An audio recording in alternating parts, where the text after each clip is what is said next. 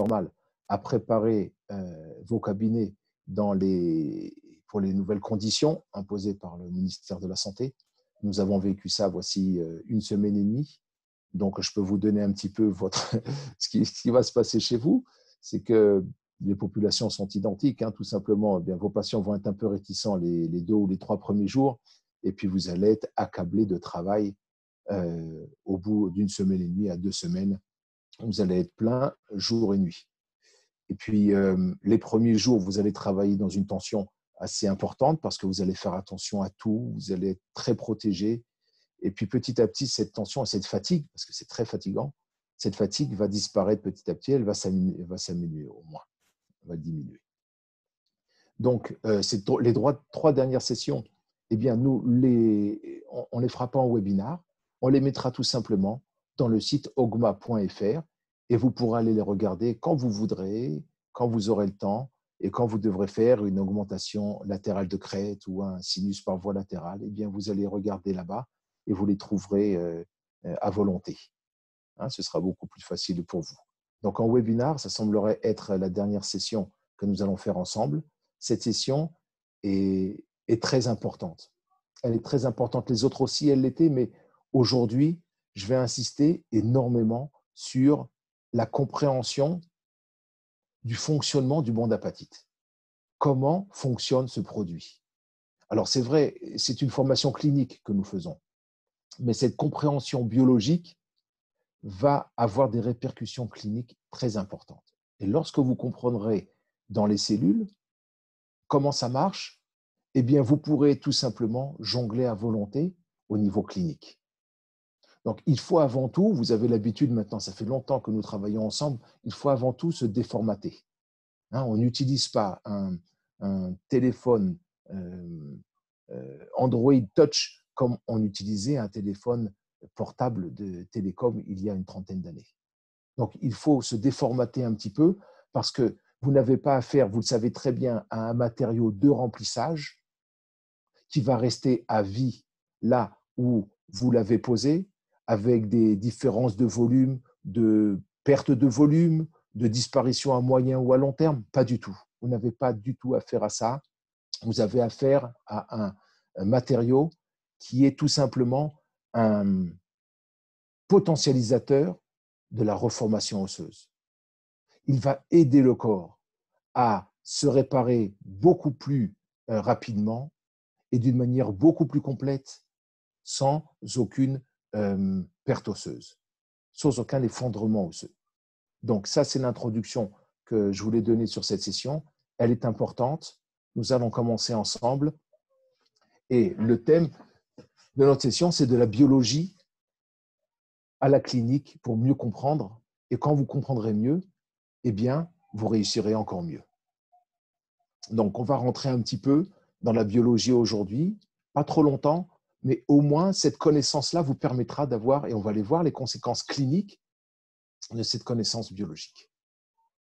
Alors, ça, vous le savez très bien, c'est ce que nous avions avant, on l'a déjà vu, mais il faut savoir que l'application du nouveau matériau qui s'appelle le bon d'apatite nous permet d'avoir une chirurgie très petite par rapport à cette chirurgie qui va même sous l'épine nasale, hein, qui prend la papille alors qu'ici, nous la conservons. Nous avons un tout petit lambeau. D'accord ? Il est facile à manipuler, vous le savez très bien. La procédure est très rapide. Il nous donne de l'os.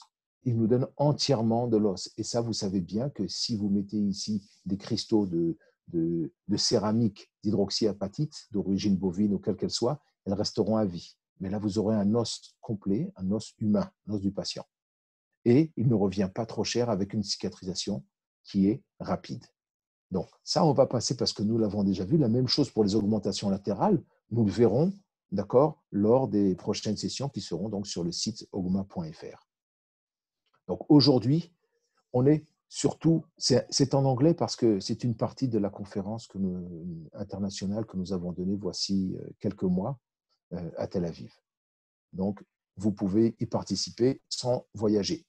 De quoi est fait le bon d'apatite? C'est ce que nous allons voir. Comment le bon d'apatite se transforme en os? On va le voir au niveau cellulaire.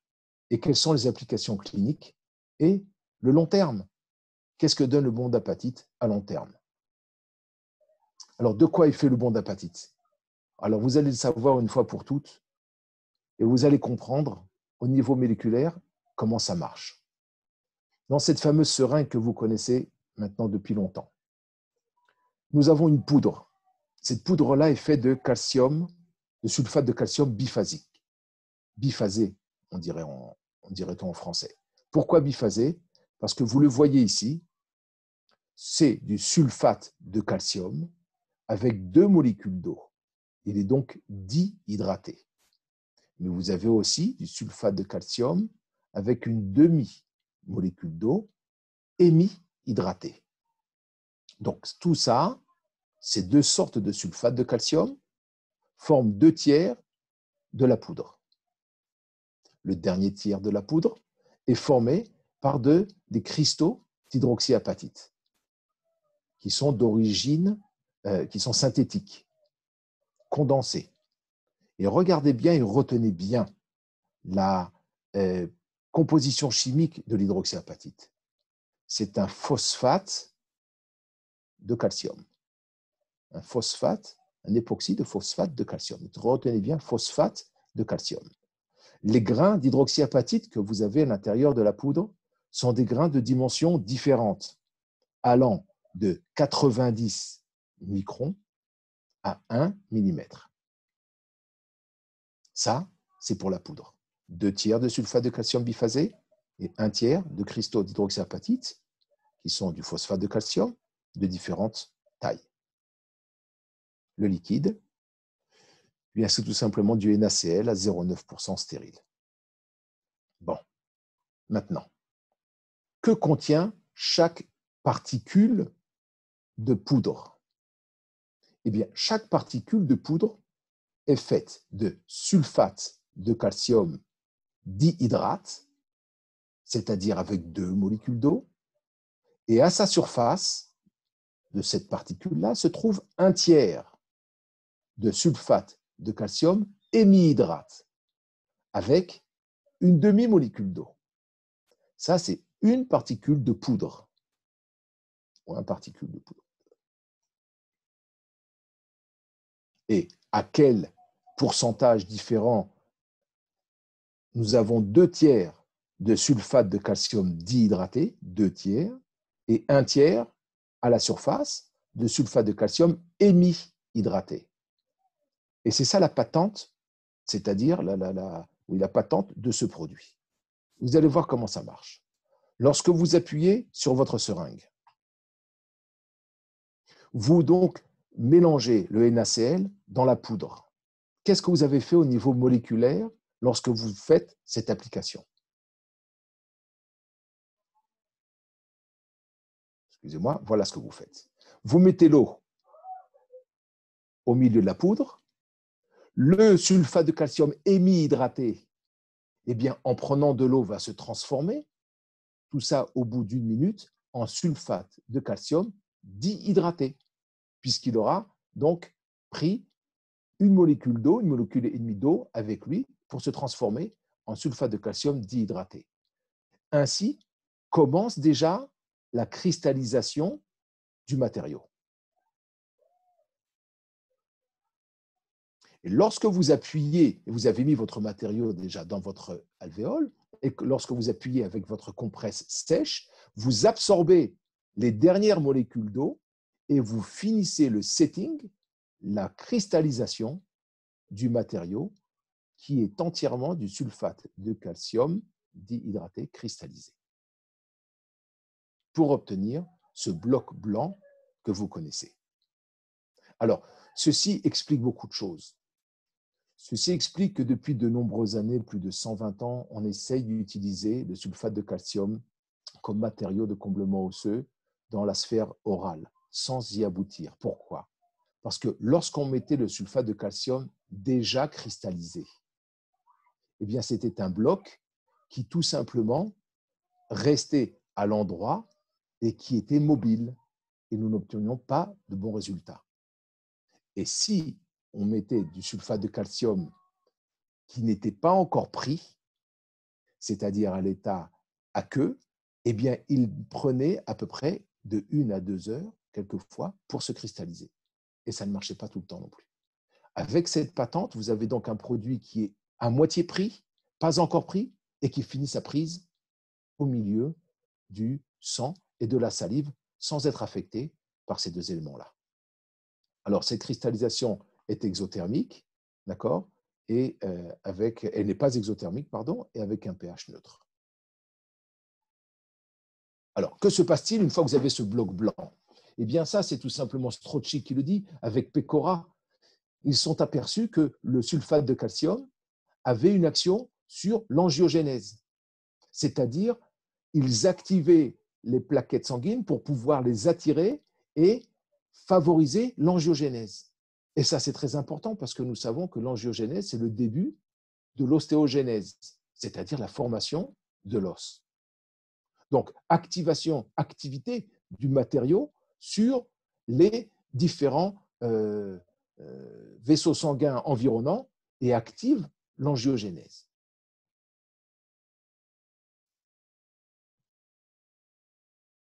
Maintenant, une fois que vous avez ça, eh bien, on n'a toujours pas d'os. Comment ce produit, qui est donc du sulfate de calcium maintenant, qui est cristallisé, qui commence à attirer le sang et à se mélanger avec du sang, comment se transforme-t-il en os? Eh bien, on va le regarder, on va voir 3 fois le même petit film. Parce qu'on va apprendre à chaque fois quelque chose de nouveau. Regardez bien. Vous avez du sulfate de calcium qui est donc CaSO4. Le sulfate de calcium va libérer ces ions calcium de telle sorte que très rapidement, nous allons avoir une concentration d'ions calcium très très forte qui va, chaque ion calcium, se lier aux ions phosphate environnants. Ces ions phosphates viennent tout simplement de l'os environnant, puisque vous avez une brèche osseuse et des ions phosphates sont libérés. Ces ions phosphates vont se lier au calcium libéré par le bande apatite.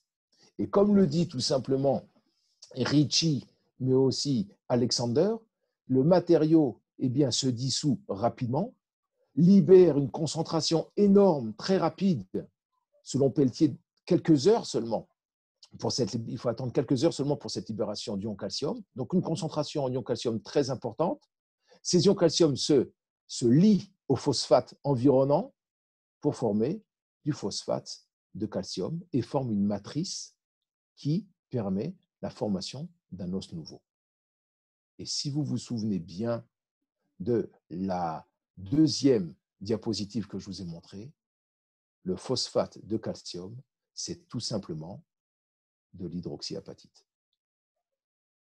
Ça veut dire que très rapidement, à partir de quelques heures, vous avez déjà la formation de cristaux d'hydroxyapatite humains, du patient lui-même, qui va former, ces cristaux d'hydroxyapatite vont former une matrice pour la formation du nouvel os. Et ça, c'est une nouveauté très grande parce que ces cristaux d'hydroxyapatite, dans la chaîne de renouvellement osseux traditionnel, dans le cas où vous faites une extraction et vous ne comblez pas, eh bien, ça prend plusieurs semaines pour se former. Et là, vous les avez déjà dès les premiers moments après votre comblement osseux. Nous allons revoir encore une fois ce film. Regardez bien. Les ions calcium vont se libérer. L'hydroxyapatite, regardez bien ces petits cristaux d'hydroxyapatite ici. Ils vont disparaître pour laisser seulement les grands cristaux d'hydroxyapatite à la surface. Et là, au bout de quelques heures et pendant plusieurs mois, 2 mois, 2 mois et demi, eh bien, ce phosphate de calcium va permettre la formation de l'os nouveau du patient. Donc, vous vous retrouvez sans matériaux, c'est-à-dire que le bande apatite n'existe plus.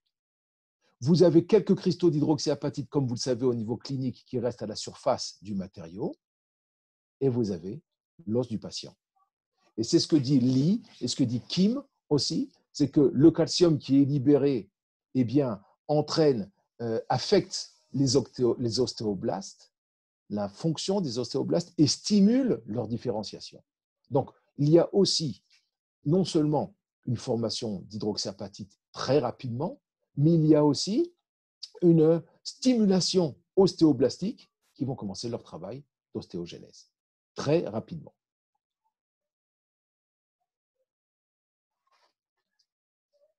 Voyons ceci encore.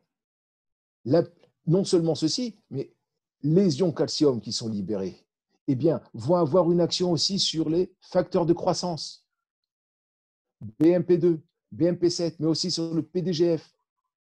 Et il semblerait que, comme le dit, c'est Walsh qui le dit déjà, que ce matériau, le sulfate de calcium, ne soit pas seulement un matériau de comblement, mais qu'il soit bioactif et qu'il potentialise, comme nous l'avons dit dès le début, et accélère la reformation osseuse. Alors, maintenant, c'est Kotzé qui le dit, tout simplement, il semblerait que ce matériau soit équivalent à l'os autogène qui se trouve aujourd'hui être le meilleur matériau, c'est-à-dire l'os du patient lui-même, avec les complications qu'il y a, bien sûr, d'utiliser un bloc venu d'un milieu intraoral ou extraoral, qu'importe, et si ce n'est pas mieux. Donc, voilà ce que nous obtenons au bout de 3 mois, l'os du patient avec quelques cristaux d'hydroxyapatite qui sont les plus grands, puisque les moyens et les petits ont été résorbés. Et cet os-là continue sa calcification au 4e mois, quelquefois au 5e mois. Et nous allons le voir. Donc, vous avez compris maintenant comment fonctionne au niveau moléculaire, au niveau biochimique, le bondapatite. Ça n'est pas un matériau de remplissage. Ça n'est pas un matériau qui va rester chez le patient pendant des années et quelquefois même disparaître au bout de la 1e, 2e ou 3e année, comme nous l'avons vu dans d'autres matériaux. Pas du tout. C'est un matériau qui disparaît, mais sa disparition est, on va dire, progressive et elle potentialise la reformation osseuse pour obtenir uniquement de l'os du patient. Alors, au niveau histologique, on va passer rapidement, tout simplement au bout de 8 mois, eh bien, nous obtenons 90% d'os du patient, ce qui est extraordinaire et qu'on ne trouve chez aucun autre matériau. Même l'os humain allogène ne donne que 39% d'os du patient. Maintenant, nous avons vu au niveau des tissus durs comment le bondapatite disparaît, se transforme en os humain. Eh bien, regardons au niveau des tissus mous. C'est Pecora qui l'a innové déjà en 1997. Il semblerait que le sulfate de calcium fasse une barrière devant les tissus mous. C'est-à-dire que pendant cette cicatrisation, le sulfate de calcium ne permet pas au tissu mou de le pénétrer. C'est très avantageux. Alors, au début, la société Ogma, qui fait le bondapatite, était restée très conventionnelle, comme nous le demandent beaucoup de praticiens. Écoutez, est-ce que je peux mettre une membrane? Est-ce que je peux mettre un PRF? Est-ce que, oui, il vaut mieux protéger le matériau? Pas du tout. Comprenez comment ça marche. Le matériau en lui-même forme une barrière devant la pénétration des cellules épithélio-conjonctives. Ça ne pénètre pas et on va le voir cliniquement. Donc, il faut se déformater et recommencer il faut penser différemment. Ce matériau est différent, il a des propriétés biologiques et des propriétés physiques avec lesquelles il faut jouer. Je vous l'ai dit, il y a une dizaine d'années, la firme en elle-même, la firme Ogma, préconisait de protéger le matériau avec une membrane. Et il y a 7 ans de cela, lorsque j'ai commencé à lire les articles et à m'intéresser à ce produit en voyant qu'il donnait énormément de résultats excellents, je me suis dit qu'il y a une incompatibilité entre ces articles et ce que demande comme protocole la société. Donc, j'ai commencé à faire des centaines et des centaines de cas sans mettre de membrane. Et j'ai appelé le patron de la boîte, je lui ai dit, écoute, il y a quelque chose qui ne va pas dans ton protocole, viens voir ça. Il a fait plusieurs opérations avec moi. 3 mois plus tard, on a ouvert et on s'est dit oui. Ce qu'a écrit Pecora, C'est exactement ce qui se passe. Nous n'avons pas besoin de membrane. Et là, nous avons commencé à voir différemment le matériau et à faire des protocoles qui sont appropriés, comme des lambeaux qui sont pas invasifs, qui ne sont pas invasifs, pas d'utilisation de membrane du tout, pas de mélange avec d'autres matériaux, pas de PRF.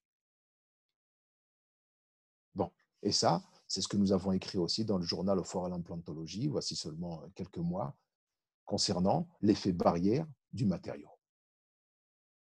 Voilà. Maintenant que vous avez eu cette approche biologique, biochimique, et que vous pensez différemment maintenant parce que vous comprenez mieux comment fonctionne le matériau, eh bien, on va le voir dans la clinique, tout simplement. Alors, les effets du matériau sur l'angiogénèse, on l'a vu ensemble. C'est Ricci qui l'a dit. Alexander. Alors, lorsque vous avez cliniquement, eh bien, après une extraction et un déficit osseux d'une telle importance, et lorsque vous voyez ceci, eh bien, sachez que vous avez déjà 99% de chances de réussir, à condition que ce caillot-là qui commence à se former, ne l'aspirez pas. Demandez à l'assistante de ne pas toucher à ce caillot. Mettez votre bande apatite, puisqu'il favorise l'angiogénèse. Il va donc potentialiser l'effet actif du caillot dans la reformation osseuse. La même chose, lorsque vous avez des saignements, ça n'est pas un caillot, c'est peut-être le début d'un caillot, mais c'est plus un saignement. Eh bien, ne l'aspirez pas. C'est très favorable. Ces cas-là ont donné des résultats extraordinaires. Je ne vous les montre pas maintenant, puisque nous sommes en train de parler de l'application du bande apatite sur l'angiogénèse. Donc, dans les saignements, n'aspirez pas. Ça, c'est un cas extraordinaire. Quand je vois ça, je me dis, vous l'avez vu ce cas, ces cas-là, vous les avez vus déjà. Je vous rappelle que vous avez plus de 350 cas cliniques différents. Et celui-là, c'est un des cas que vous avez vu. N'aspirez pas ce caillot. Gardez-le, ce caillot. Vous avez déjà gagné. Mettez juste votre bande apatite comme il se doit, appliquez la compresse comme il se doit, vous aurez déjà votre os. Vous devez être très content dès que vous voyez une situation pareille. Et de plus, non seulement il agit sur l'angiogénèse, mais ce matériau, et on le voit très bien sur cette photo extraordinaire, possède 46% de porosité intragranulaire. Intragranulaire. Tous les autres matériaux ont une porosité intergranulaire. C'est-à-dire, lorsque je mets du bio-os dans un comblement osseux, eh bien, le bio-os n'attire pas le sang. Le sang va venir entre les granules. Là, vous avez une porosité qui est intragranulaire. Dans le granule, nous avons la porosité qui permet au sang de venir. Et on le voit parfaitement sur cette très belle diapositive. Alors, maintenant, vous avez trop de sang. Ça peut arriver. Voici une alvéole qui a été extraite. On a mis le bande apatite. On a commencé à faire quelques points de suture avant de mettre la MAD-BK, le pansement intraoral. Vous avez trop de sang. Eh bien, réappuyez. Réappuyez avec votre compresse, comme vous le voyez ici. On réappuie. Ça aspire un peu le sang. Voilà comment il revient. Vous voyez comme il revient blanc. C'est plus agréable à travailler pour mettre votre MAD-BK. Donc, le sang va venir coloniser le matériau. N'ayez pas peur. Là, vous en avez trop, ce n'est pas agréable. Eh bien, vous resséchez tout ça et après, mettez ou votre pangène ou votre éponge hémostatique ou votre MAD-BK. Voici pour l'angiogénèse. L'activité et la potentialisation, le potentiel de ce matériau d'activer l'angiogénèse. Bon, dans les propriétés bactériostatiques, alors on l'a vu, ça a été écrit aussi dans plusieurs journaux concernant la chirurgie orthopédique, eh bien chez nous c'est la même chose. Pourquoi ce matériau est bactériostatique? Pour deux raisons. C'est que c'est un sel de calcium, sulfate de calcium, c'est un sel de calcium, Ca++, SO4-. Et tout sel est bactériostatique. De plus, il contient du NaCl qui est aussi bactériostatique. Donc, avec ces propriétés bactériostatiques, gardez-les toujours en tête, eh bien, vous pourrez traiter un cas pareil le jour même et faire votre comblement. Oui, c'est infecté là-bas. Alors, il est évident que si vous avez une infection chronique, il faut d'abord mettre le patient sous antibiotiques, bien sûr, et des antibiotiques qui agissent sur des anaérobies, on est tous d'accord. Mais si vous avez une infection qui n'est pas chronique et active, comme c'est le cas ici, eh bien regardez, vous mettez votre bande apatite le jour même, puisqu'il est bactériostatique, vous obtiendrez d'excellents résultats. La même chose dans ce cas-là. Alors, on va dire comme ça, la nouveauté dans ce cas-là, c'est tout simplement que cette infection touchait l'implant. Eh bien, le jour d'extraction de cette dent-là, nous avons mis le bond d'apatite, eh bien, même l'implant qui était à côté s'est retrouvé avec un os très calcifié, il a été sauvé. Donc oui, il y a une action bactériostatique, on n'a plus peur d'enlever une dent pareille, de bien nettoyer le tissu de granulation, de mettre le bond d'apatite pour arriver à ce résultat. Encore une fois, ça c'est le cas que vous avez vu tout à l'heure avec le sang, eh bien, lorsqu'on a une infection pareille, une infection énorme, eh bien, lors de la mise du bond d'apatite, on sait que l'action bactériostatique du matériau va agir, on n'aura pas de rejet. Donc, pas de crainte dans un milieu qui est un matériau qui est un milieu qui est infecté, bien nettoyer les tissus de granulation et mettre le matériau. Maintenant, la barrière. Nous avons parlé, et c'est Pecora qui l'a dit en 1997, je vous l'ai dit, il y a une barrière.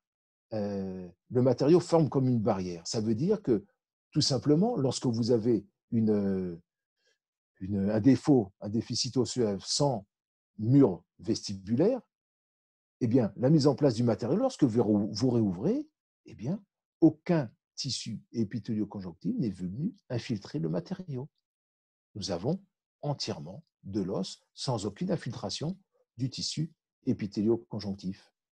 Et on le voit aussi dans ce cas-là, sans mettre de membrane, parce qu'on ne doit pas mettre de membrane.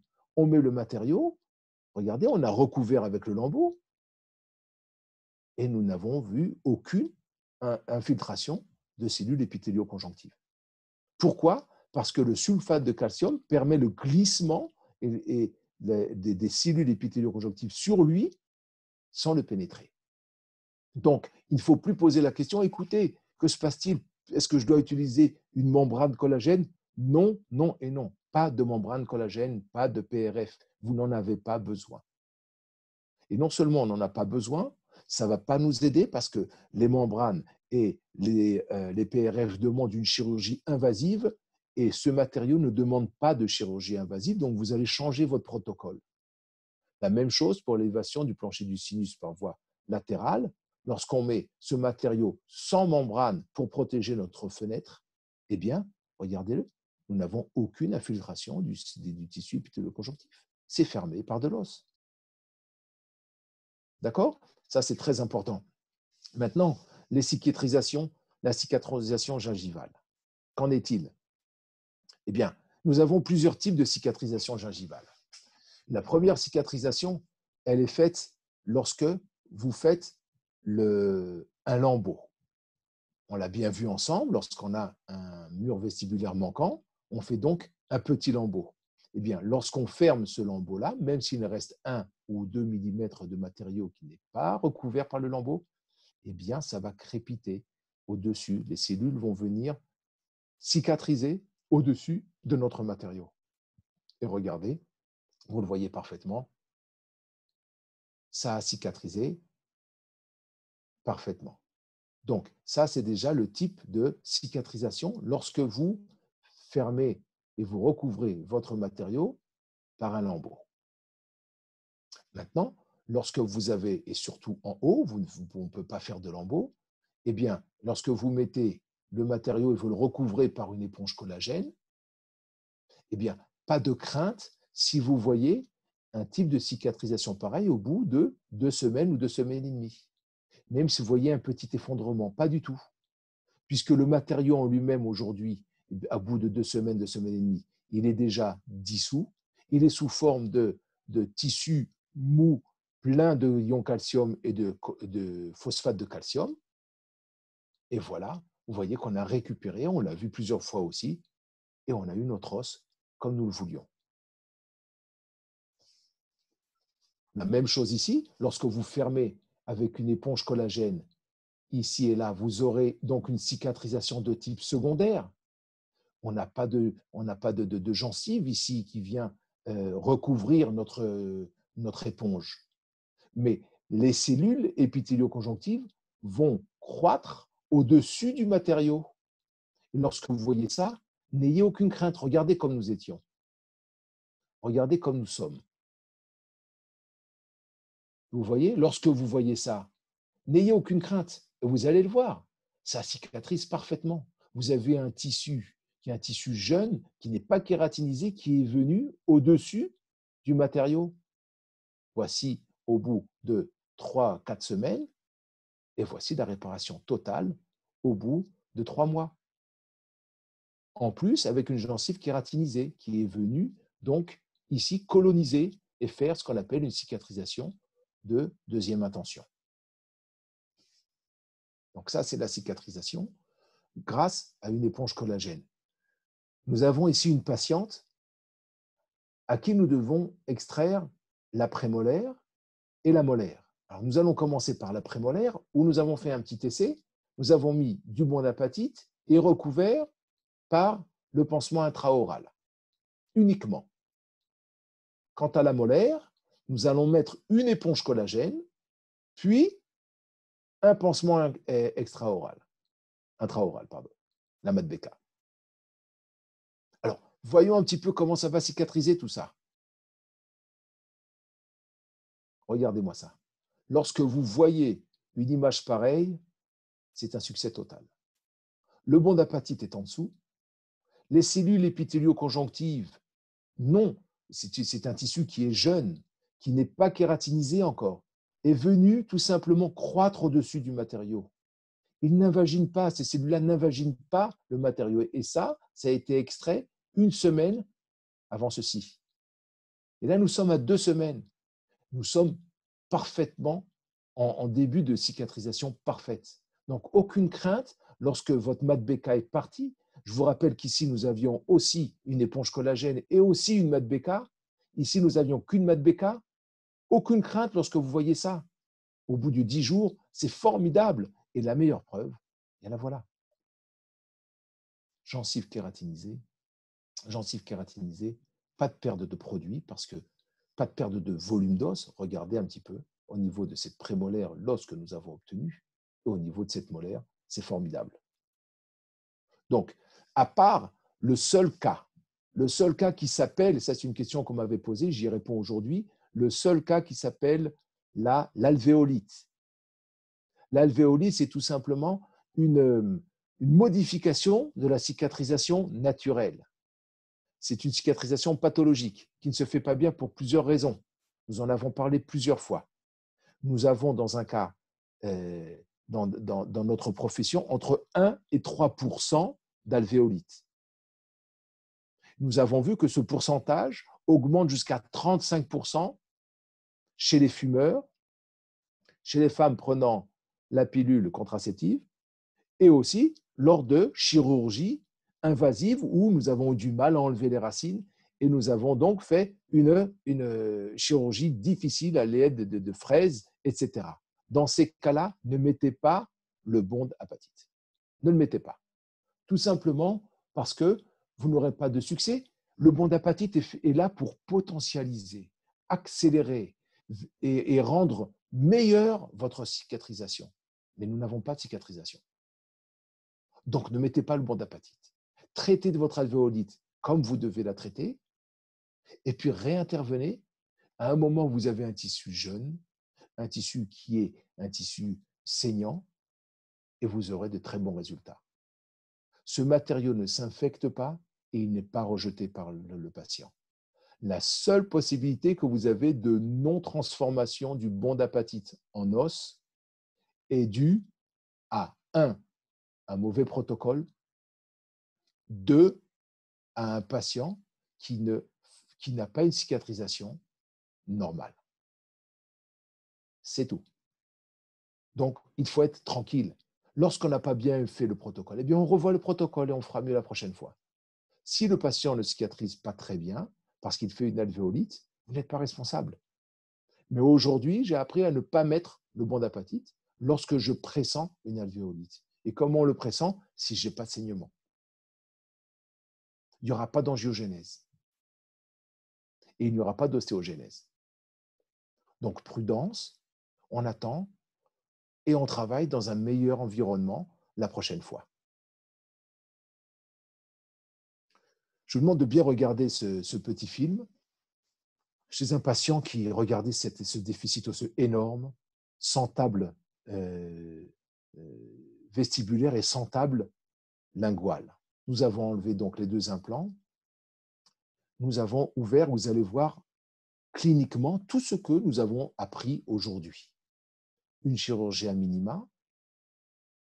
C'est vrai que ça saigne beaucoup.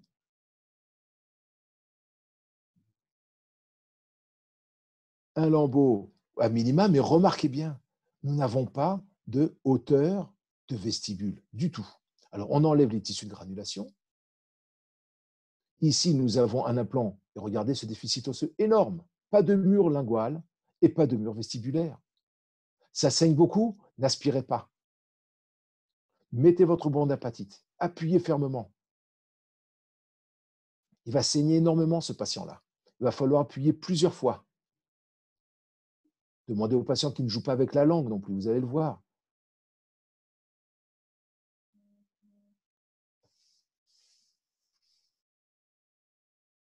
Voilà, on réappuie encore. Aussi bien avec le doigt qu'avec le décolleur de Bolt. Regardez ce sang-là, c'est formidable. Mettez votre matériau, imbibez de sang. Vous voyez comme le patient est venu nous embêter là? Alors on l'a bien réprimandé, il ne recommencera plus. On appuie fermement. Fermement, oui. On continue à appuyer jusqu'à ce que ce sang soit imbibé par... Là, regardez déjà le mur que nous avons. Bon, mais ça, tout ça, ça va se résorber, tout ça. On est d'accord. Mais pour travailler dans de meilleures conditions là, je dois appuyer, former un bloc compact. Et on commence à suturer. Pendant les sutures, vous avez encore du sang qui vous embête, réappuyez. Voilà. Vous réappuyez. Et vous recristallisez encore une fois le matériau.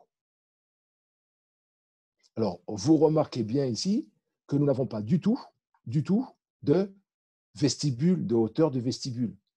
Et ça n'est pas bon pour nous.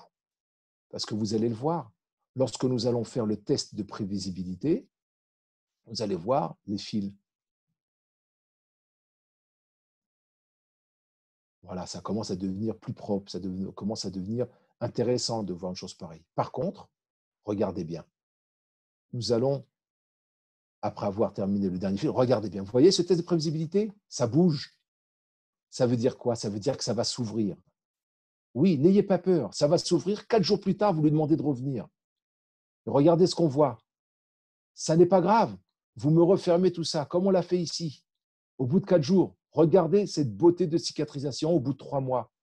Et regardez cet os merveilleux que nous avons obtenu.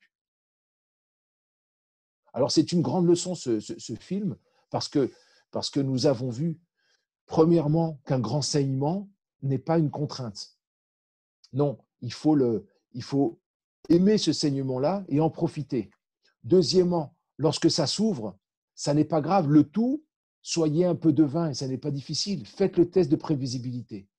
Faites bouger avec l'index à l'intérieur du vestibule, votre vestibule, faites-le bouger.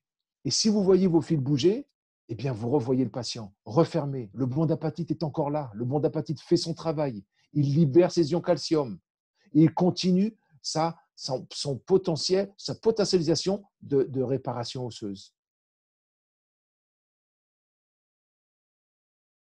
Alors, la cicatrisation osseuse, maintenant, nous allons le voir aussi. Nous avons vu la cicatrisation des tissus mous, mais la cicatrisation osseuse, on n'a pas peur lorsqu'on voit un espèce de bandeau radio clair comme ceci. On dit, waouh, je suis en train de, mon os n'a pas pris au bout d'une semaine. Pas du tout. Parce que ça va déjà mieux au bout de 3 ou 4 semaines. De 3 ou 4 semaines, on voit encore cette déhiscence osseuse. On se dit, mais qu'est-ce que c'est? Mais non, vous savez maintenant comment ça marche. Le bond d'apatite est en train de se dissoudre, mais mon os qui est ici, cet os jeune, n'est pas encore calcifié.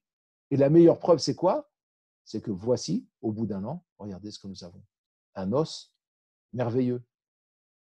Donc, aucune crainte lorsqu'on voit des radiographies pareilles. La même chose pour ce cas-là.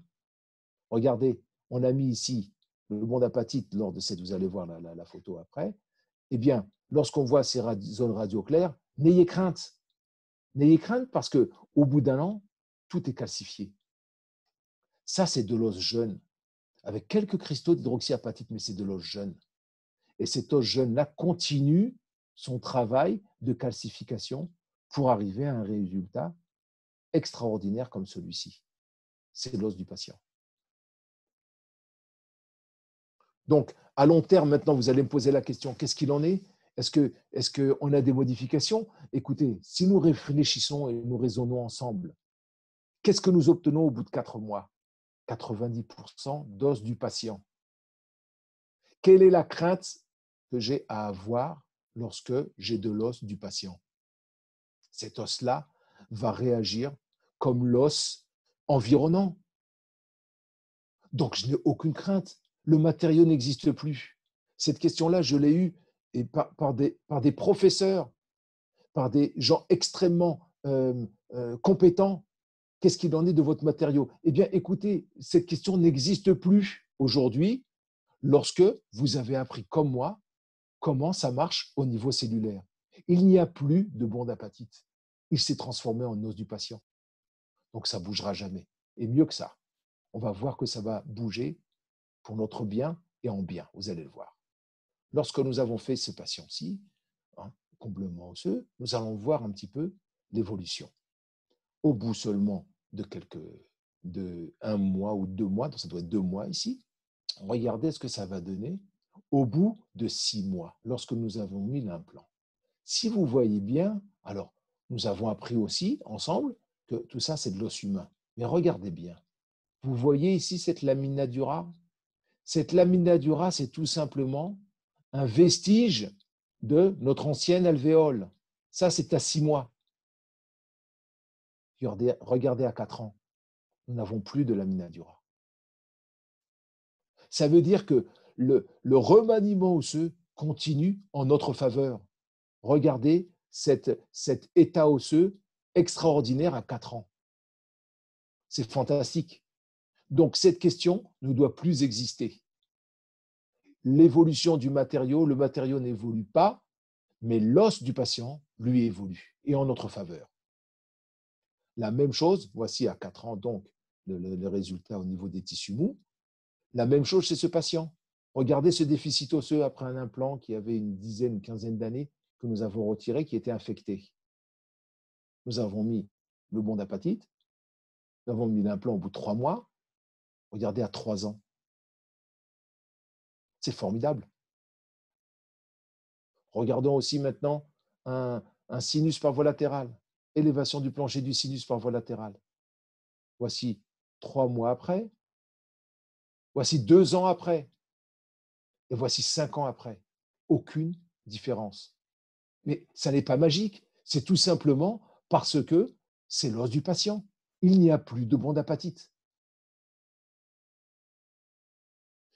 Donc, pour terminer, n'oubliez pas que tout ce que nous avons vu au niveau biologique et biochimique, eh bien, se confirme au niveau clinique. Et comme le dit ce tableau dans le journal Oral Implantologie, un article que nous avons écrit voici quelques mois, eh bien, nous arrivons à 454 sur 454 cas, 95% de succès dans différents types de chirurgie orale, comme des augmentations latérales, des sinus par voie crestale ou par voie latérale, ou aussi des déhiscences, des canines incluses, etc. C'est un résultat qui est très bon. C'est un résultat qui est à l'image, tout simplement, de la cicatrisation humaine. Nous n'avons que 1 à 3% d'alvéolite et nous avons nos petites erreurs de protocole. La conclusion, c'est que vous devez tenir compte du patient, des conditions générales du patient, son âge. Une vieille dame ne va pas cicatriser comme un jeune homme. Le diabète aussi, s'il est obèse, s'il fume, mais aussi, vous verrez, si on a du sang ou pas. Il nous faut du sang. Et regardez le type de déficit osseux que vous avez, son étendue, sa qualité, mais aussi sa dimension. Et surtout, ne pas casser ce ciment. Voilà, aujourd'hui, je vous ai donné un petit peu les secrets du bon d'apatite qui devront rester chez vous, dans votre tête tout le temps, avant une clinique et qui vont vous permettre de présager les résultats de votre clinique. Merci à vous, Merci David, Alexandre. merci beaucoup. On va passer aux questions que des gens se posent. Alors, vous pouvez toujours les poser dans la rubrique QR. Je vais commencer par la question suivante. Faut-il désinfecter le site avec de la bétadine? Non, non, on n'a pas besoin. On n'a pas besoin. Une bonne curette, comme on l'avait dit, une bonne curette édentée ou par une fraise, comme vous avez l'habitude, tout simplement enlever le tissu de granulation. C'est tout. Pouvons-nous rappeler Pourquoi je vous comment… dis ça? Pardon. Excuse-moi, Alexandre, mais pourquoi je dis ça? Parce que si vous avez l'habitude de bien utiliser votre bétadine et que vous ne modifierez pas votre apport sanguin, alors oui, faites-le. Je n'ai rien contre la bétadine, c'est un matériau extraordinaire. Mais si la personne, le praticien se met à appuyer trop fortement, m'enlève par exemple un caillot sanguin, alors je dis non, on n'en a pas besoin. OK? Ok. Pouvez-vous nous rappeler comment gérer les tissus mous en cas d'augmentation verticale de crête? Alors, question verticale de crête, écoutez, je vais vous dire, nous sommes en train de travailler avec le professeur Ramiro d'Espagne sur les élévations verticales de crête. La procédure est complètement autre que ce que nous voyons aujourd'hui concernant le management des tissus mous. C'est un autre protocole. Aujourd'hui, voilà, c'est un autre protocole totalement. Donc, je ne vais pas y rentrer aujourd'hui parce que c'est autre chose, mais nous ferons ensemble, et j'espère une belle conférence avec le professeur Ramiro sur ça, en vous montrant des résultats qui sont assez extraordinaires. Est-ce que le périos doit être systématiquement décollé? Oui, oui, absolument. Vous le décollez avec votre lambeau. Oui, il doit faire partie de l'intérieur de votre lambeau, le périoste. Il aide pour la cicatrisation. Que faire si aucun saignement lors de l'extraction? Alors, c'est ce que nous avons dit. Nous n'avons pas de saignement, on attend un peu. Et quelquefois, ça vient. Et si on attend et que ça ne vient pas, on ferme. On ne met pas de bon d'apatite. On attend que les tissus mous viennent refermer le déficit osseux. Ça prend 3 à 4 semaines, quelquefois, selon les patients. On réouvre, on nettoie les tissus mous qui ont invaginé le déficit osseux et on met notre bon d'apatite dans un secteur qui est très saignant. Vous essayez pas de faire saigner avec une fraise ou… Ça dépend. Si nous sommes dans une augmentation latérale où nous n'avons pas vu encore, absolument, il faut faire, comme le dirait le docteur Seknazi, une stimulation endostée, c'est-à-dire faire des trous dans la corticale pour faire sortir le sang de l'os trabéculaire qui se trouve entre les deux corticales. Oui, ça, il faut le faire. Maintenant, vous êtes dans une alvéole, vous voyez que ça ne saigne pas du tout, bon, ben, ça sent l'alvéolite. Ça ne sert à rien d'essayer de faire saigner, vous allez traumatiser encore plus votre os. Donc, il faut être patient. Faut-il privilégier un anesthésiant avec un peu de vasoconstricteur? Écoutez, moins il y a de vasoconstricteurs, eh bien, plus on aura un apport sanguin. Donc, on favorisera notre résultat. Maintenant, je vous dis, je ne travaille pas sans vasoconstricteur. Parce que vous le savez comme moi, l'anesthésie tient beaucoup moins longtemps, c'est moins agréable pour le patient. Et j'ai toujours eu un saignement dans le cas où il n'y a pas d'alvéolite. Donc, pour votre confort et celui du patient aussi, on peut utiliser des vasoconstricteurs. Absolument. Que pensez-vous du stress oxydatif dû au X-suture? Je ne veux pas rentrer là-dedans. Ça ne m'intéresse pas. Ça ne nous concerne pas, en tout cas. Ça ne nous concerne pas. Ok, Non, alors du coup, j'ai vu les propositions, j'ai vu ce qu'on proposait. C'est pas notre sujet.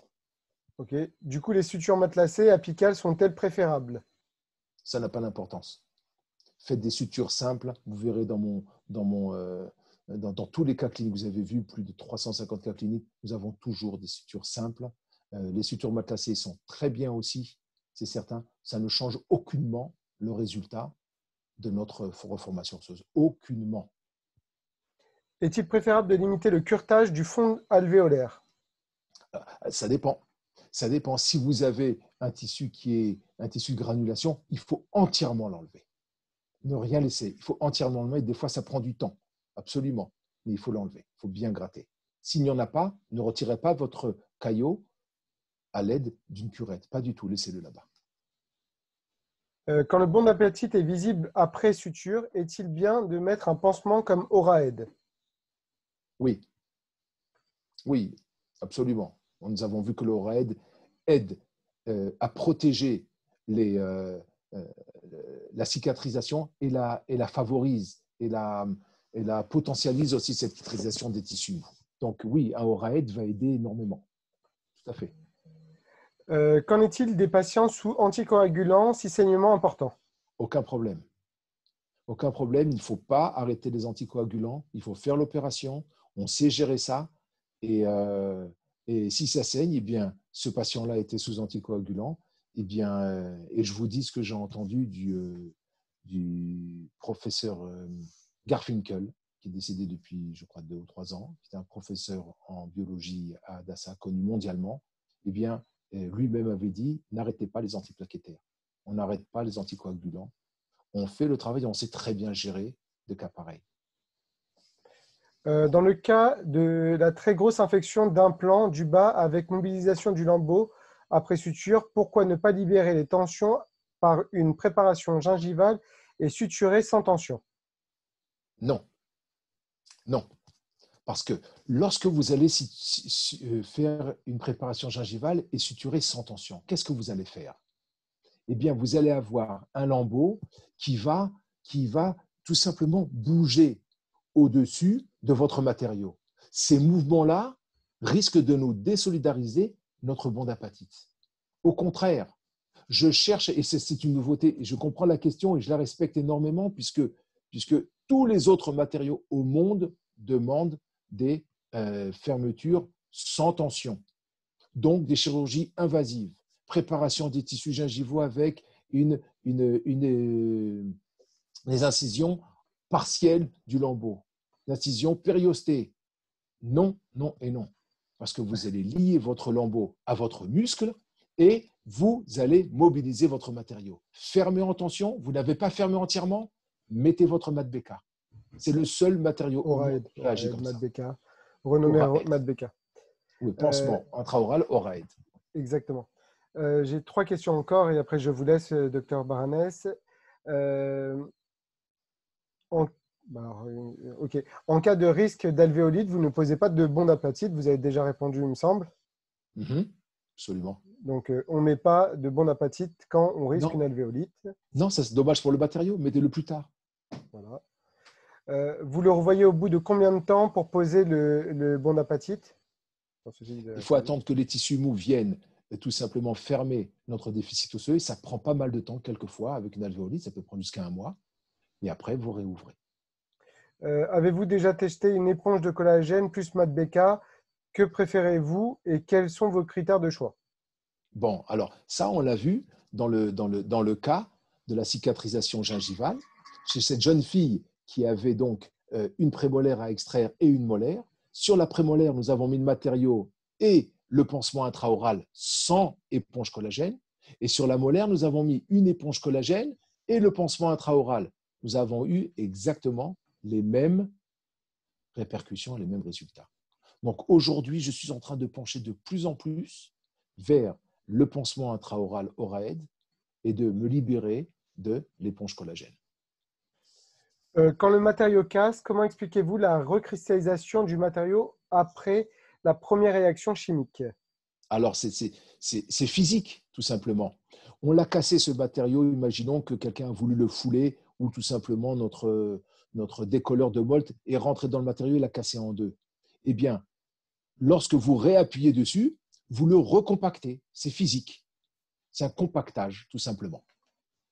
Ce n'était pas les liaisons de Van der Waals, non? Vous avez aussi des liaisons Van der Waals, des liaisons ioniques, des liaisons hydrogènes, absolument. D'accord. Voilà, c'était la dernière question, docteur Baranès. Je vous remercie d'avoir toujours, et comme d'habitude, répondu à toutes les questions de l'ensemble des gens qui se… Ah, attendez, j'ai une dernière question. Il y a toujours Non, il y a eu un merci. Merci. Voilà. Merci à vous, docteur Baranès.